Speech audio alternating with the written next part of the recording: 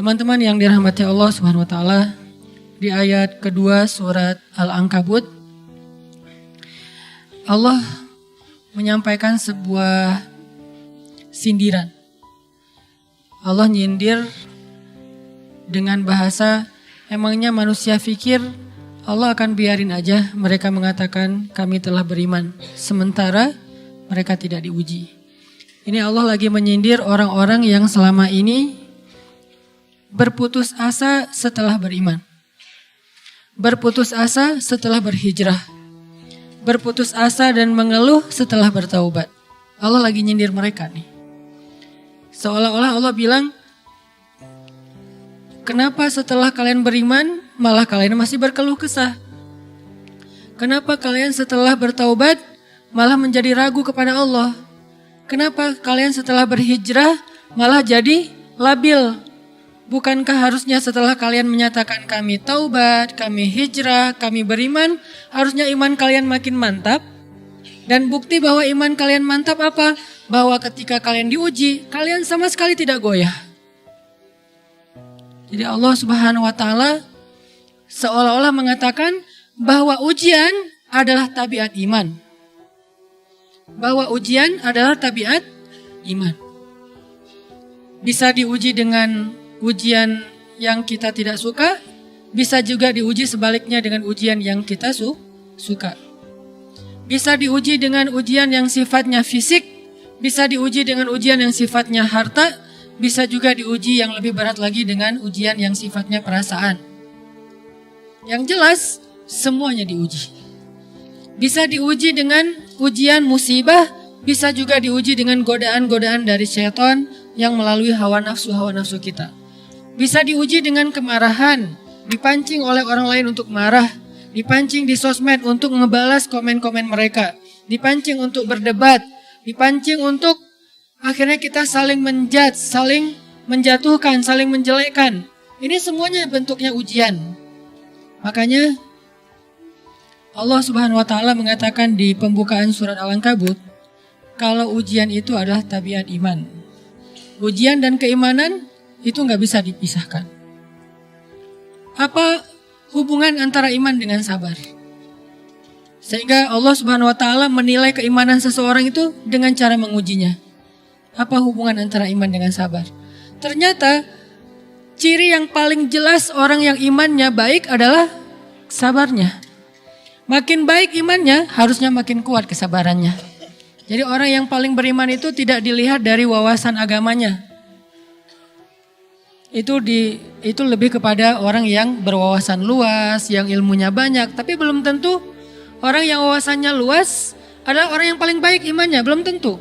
Bukankah iblis itu wawasannya luas? Dia mengerti banyak hal yang bahkan kita gak ngerti. Iblis ngerti tentang dunia di langit.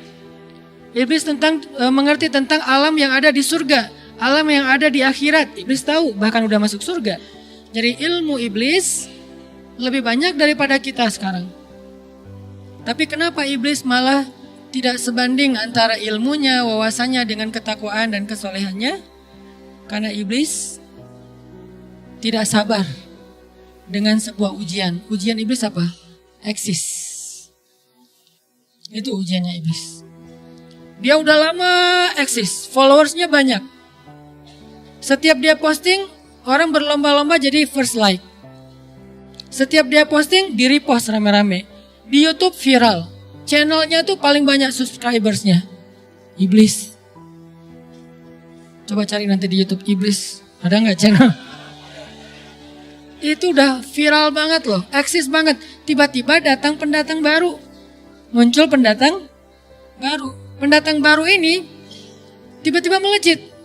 Followersnya langsung nambah. Kejar-kejaran akhirnya disalib. Pas lagi kayak gitu dia gak kuat dengan ujian nama besar, ujian eksistensi, ujian popularitas, ujian siapa yang lebih dihargai, ujian-ujian kayak gitu. Sama kayak kita kadang-kadang ngerasa udah banyak jasa dalam sebuah organisasi, udah banyak jasa dalam sebuah komunitas, udah banyak jasa dalam sebuah masjid, sekolah, organisasi, teman-teman. Kita yang paling sering berkorban. Tapi ternyata yang eksis, yang masuk media, yang masuk TV justru orang lain. Itu kan ujian ya. Nah ini nih yang kadang-kadang ujian namanya zulzilu, diguncang perasaannya. Bukan diuji dengan fisik, kadang-kadang ujian sakit, capek, lelah, buat kita bisa kita lalui itu dalam sebuah organisasi nih. Kita lagi bikin kegiatan sosial, baksos.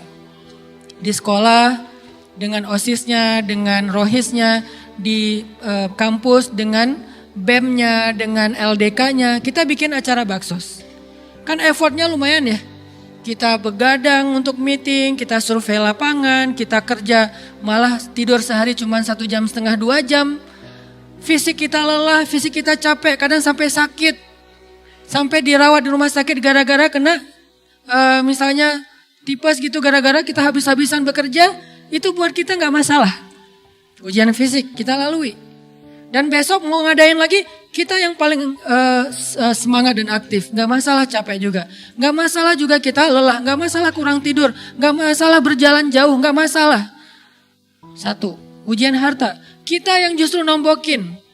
Kita yang nalangin dulu modal-modal untuk kegiatan-kegiatan tersebut. Kalau ternyata gak tercover dananya, akhirnya gak bisa dibalikin talangan kita. Gak apa-apa, kita ikhlas. Kita berkorban dengan harta kita. Butuh apa? Saya bayarin. Butuh apa? Kita lewatin ujian harta. Tapi begitu ujian perasaan, kita udah capek, lelah, kurang tidur, nombokin, nalangin habis-habisan. Ternyata teman kita yang jadi ketua panitia ada. Kadang cuma masalah itu doang. Atau dia yang jadi PR-nya. Yang namanya PR ketika diliput oleh media kan dia yang muncul mukanya kan. Akhirnya diundang oleh misalnya hitam putih lah atau apalah. Kok dia yang muncul di sana?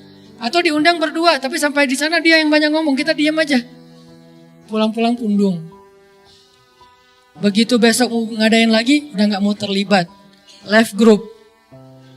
Kenapa itu terjadi? Ujian zulzilu, perasaan. Itu yang dialamin oleh iblis. Iblis rela banget disuruh beribadah, sujud beribu-ribu tahun, kuat iblis. Kalau kita mungkin jidatnya hitam, kalau iblis mungkin udah kepala-kepalanya hitam, saking rajinnya sujud. Wah, ibadahnya udah ribuan tahun.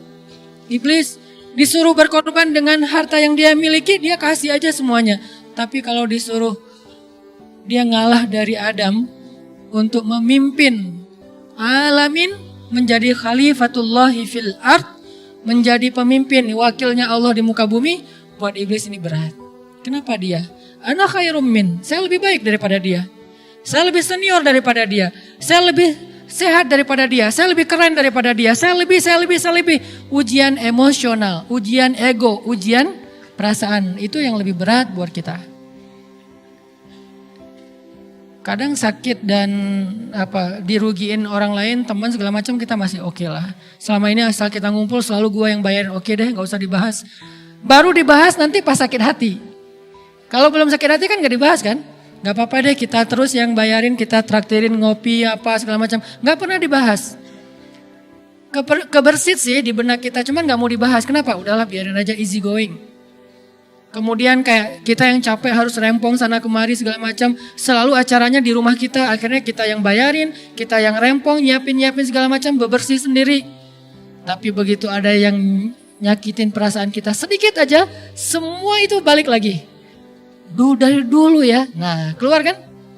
Kenapa? Dipancing oleh ujian perasaan. Jadi ternyata yang paling berat itu adalah zulzilu, diguncang perasaannya. Kita kadang-kadang habis-habisan buat seseorang. Gak masalah. Hujan-hujanan dia yang pakai jas hujan, kita gak pakai apa-apa. Gak apa-apa, sakit-sakitan juga. Dikerok dan segala macam, biarin aja.